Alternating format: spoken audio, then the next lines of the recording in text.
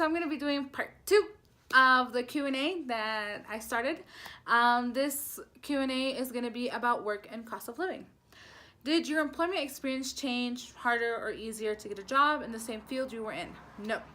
Because I was a teacher back in the US, I wanted to be a teacher here as well. So for me, it was pretty simple. It was just sending out resumes and getting help from my husband and a friend. And for me personally, it was really easy to get a job. Do you feel like speaking English has given you an advantage in terms of finding work? What opportunities do you have since you're bilingual? Yes. So one of my coworkers once told me that here speaking English that makes you like a god, like a goddess. Basically saying if you speak English, it's easier for you to get a job. There are plenty of jobs for people that are bilingual, anything from working in call centers to teaching English to working for Uber, both driving and in the offices, working in hotels. The opportunities are pretty much endless. ¿En dónde trabajas? Where do you work? I'm currently not working officially.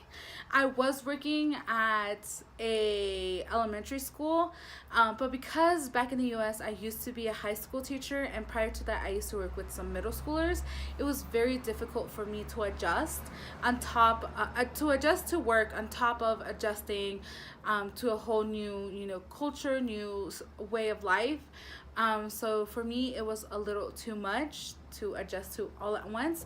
So I am not working. I do offer private English lessons and tutoring. So for right now, that's how I'm making ends meet. If you have a job, is the pay pretty bad when compared to their cost of living? No, I personally don't think so. I honestly think it depends on where you end up living. If you end up wanting to buy a home or renting a home or renting an apartment, I think the biggest thing is to not compare pesos to US dollars, because yes, what you will probably make in 2 weeks, you could have probably made it in 2 or 3 days back in the US, but it's also not US dollars. You're not working and you're not getting paid in US dollars, and you're not going to be spending US dollars. So that is one of the biggest things that, it takes your mind a little time to adjust to that. But I personally don't think the pay is bad, especially if you come here with a college degree. I know in my previous video I mentioned that you have to get it apostillado, but in certain places, like for me that I worked at a private school, they took me, they accepted me without my degree being apostillado. So with that, I don't think that it's bad. I think it's pretty decent. How much is rent there? It all depends on where you want to live. Just like in the US, if there's gonna be a difference if you live in the suburbs or if you live in the city. My husband and I got really lucky to get a pretty decent apartment for a pretty decent price. But from the people that I've asked and from what they've told me, at least in where we live in the state of San Luis, rent can be anything from 1,300 pesos to 3,000 to 4,000 pesos a month. 1,300 pesos is about $65. I know I said not to compare it, but that's just to give you a little idea of what it's like.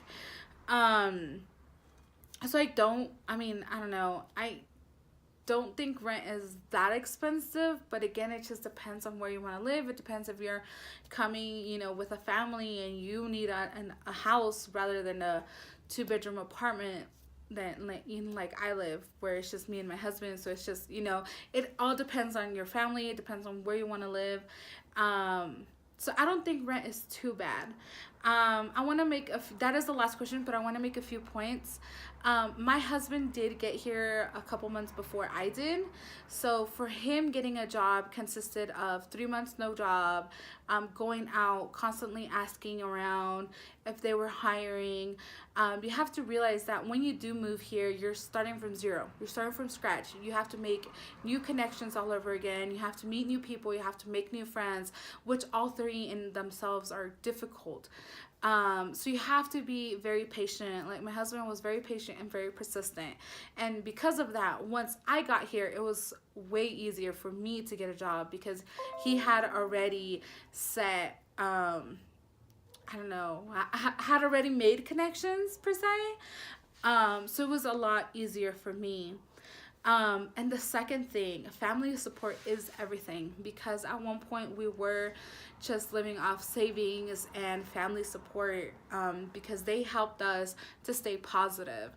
Um, Family support was everything. And it still is, you know, it still is. I'm going on my 10th month here, and without family support, both from the US and here, I think I would have had a much more difficult transition than I am having right now because I still consider myself transitioning here, adjusting to everything.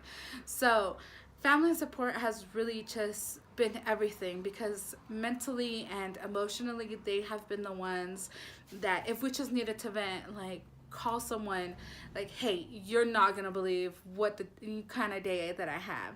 So without, you know, the patience and the persistence of my husband and without family support, I think everything would have been a lot more difficult.